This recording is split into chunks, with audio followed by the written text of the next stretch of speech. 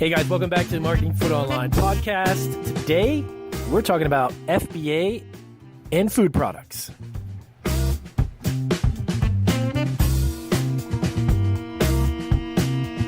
All right, guys, so I'm going to actually do a series of podcasts. This is going to be the first one, of course. And I'm going to I'm going to dig a little bit deeper into what Amazon FBA can do for your food business and some of the products that would actually lend itself as great FBA food products, and some that would lend themselves to, well, probably shouldn't be shipped to Amazon because it's not going to be, it's not going to arrive to the customer in great shape. And there's some food items and nutritional products and health foods that are great, and some that are not. So I'm going to start the series off today. I'm actually going to lay out the basics. So if you're relatively new to the concept of FBA, for Amazon FBA for a food product, I'm actually just going to this specific podcast is going to get into the basics and the introductions. So if you're not familiar with it, it can kind of give you a simple layout to what to expect and what Amazon expects from you. So number one, of course, you have to have an Amazon selling account. I would recommend you apply for the business account. When you get into selling, though, on the grocery gourmet foods category, it is known as getting ungated. Okay, so this is actually a category within Amazon that you have to get approval to sell in because of the fact that you're selling a perishable product and it is a food product. Okay, obviously, if you're selling light bulbs, you're selling batteries and USB cables, they don't have an expiration date necessarily. So you have to jump through a couple of hoops, and it's not that difficult, although some people have a tendency to, I don't want to say shy away, but they just don't take the effort to move forward with it because then they see what the initial startup is as far as the types of paperwork and information you need to provide and licensing and that type of stuff. But to be honest with you, it's not any different than starting any other type of business. You just have to apply for licenses. Once you get the licenses, you got to show Amazon the licenses that you have. Make sure that you abide by all your federal, state, and local laws in regards to food production or food handling or food selling, okay? And then showing that you have insurance on the company itself. And again, this is just some basic information that you potentially need to show Amazon. And, of course, invoices showing, the purchase of ingredients or the products that you're getting. They just want to make sure that you're a legitimate business and that you're, not selling candy out of your second bedroom in your house or something. So this doesn't apply, of course, to food cottage law. Of course, you can't operate this type of business through that method. But if you have a commercially licensed facility, or if you are a food establishment and you've got a food sales establishment license, that's different, okay? So some of the seller requirements. So, of course, as a seller on Amazon's end, you got to have an order defect rate less than 1% of your total amount of orders. A pre-fulfillment cancellation rate, which is the cancellation of orders before they are actually fulfilled, has to be less than 2.5%, and then a late shipment rate of less than 4%. And to be honest with you, if you guys are starting out, just stay on top of your orders, ship them out when you're supposed to ship them out, handle the customers, and just take care of the customers. And you're not going to have to even think about that as far as the requirement, because you're going to be on top of your game and getting orders out. Okay, so now this is where it gets this is more interesting. This is why I did the podcast for today. So the product requirements. So food must be properly prepared. It has to be sealed, labeled, and packaged, of course. It can't be open, obviously. If it's heat sealed or if it's vacuum sealed, make sure that it has a proper seal on it. You want to make sure your product is not in a container that you got to keep in mind now. This product's going to go into a warehouse that's going to be handled. So I did a few videos on YouTube already on Marketing Food Online YouTube channel where I actually discussed the types of packaging that would lend itself to be really good. Has to be kind of durable.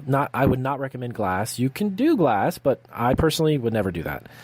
Plastic bags or plastic containers, cardboard boxes with reinforcements inside of it.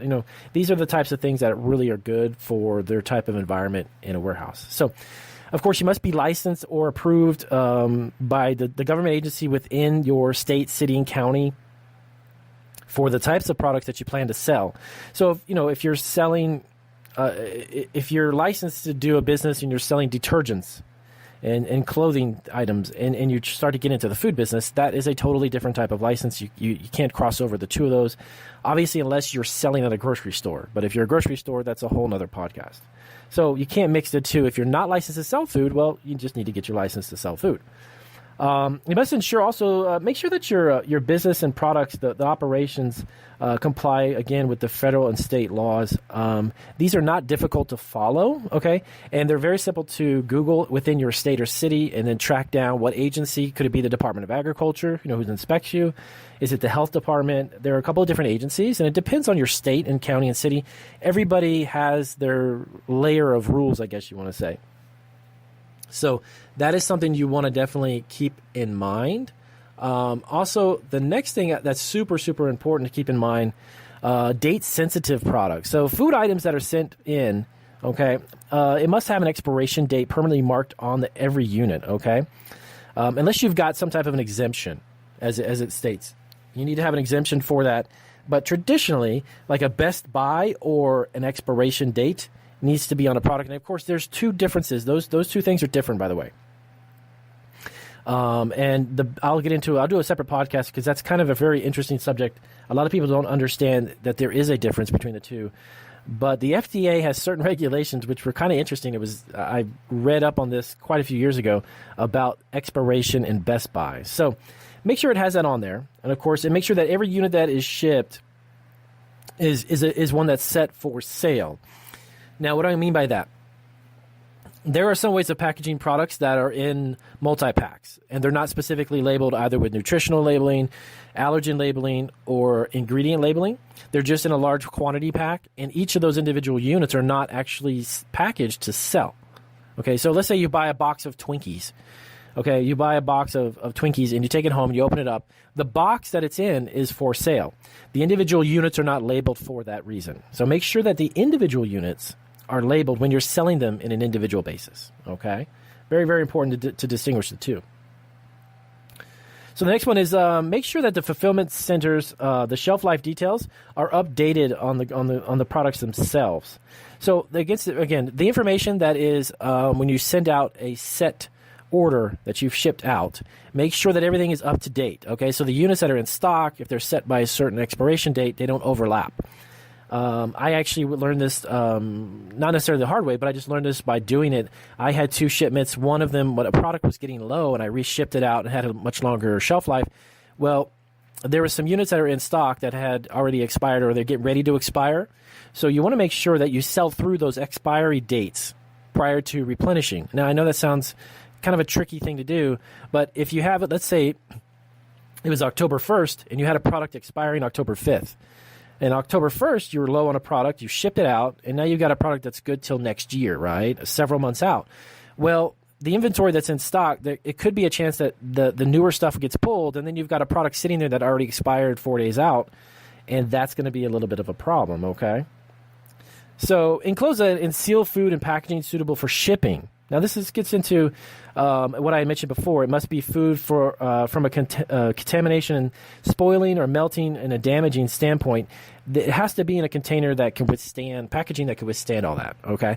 So, obviously, actually, Amazon has a program that they email companies out during the summer and spring periods that if you have a product that's meltable or could melt in their warehouse, they want it out. They will pull it. They will either discard it or ship it back to you. So do keep that in mind. So I did a few YouTube videos as well about that there are some products that are perfect year-round and some that are just seasonally could be potentially a problem. So keep that in mind.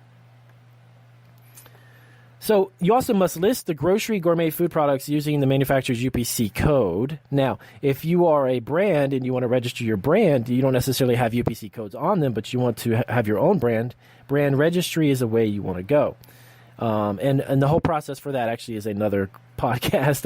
I won't delve too much in there right now, but brand registry is what it's called, and it would benefit you if you're making your own product. Now, one other last thing, and again, this isn't the final thing. I just want to encompass a few basics, and then we'll move on to some other podcasts, and I'll explain it in much detail. I could sit here for 4 days and talk to you about what are the requirements for the food products, but I don't want you to fall asleep. So, labeling in English.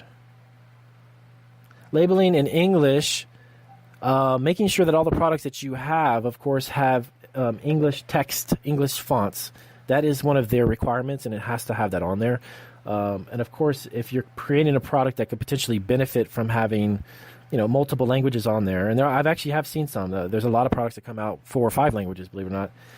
But main thing is to make sure that all of it is legible text that can be read very easily, and it has to be in English. So with that being said, I wanted to wrap up this really brief introduction as to some of the guidelines. And, of course, I will do some further ones on podcasts and explain to you in further detail later about some of the additional ones. But these are great startup ones, so you can kind of get a mindset of understand what is required and then move forward from there. So I appreciate you guys taking time out of your day to listen to the podcast as always. Give me a big thumbs up if this was informative and helpful.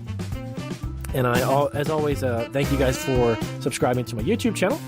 And if you guys need any further information or if you need assistance from me, I have a lot of different types of consulting products available too if you need help to move forward. I'm always there to help. And if you have any questions about this particular podcast, let me know. You can always email me too at marketingfoodonline@yahoo.com. And check us out on our website at marketingfoodonline.com. So until next time, guys, I appreciate it. Take care.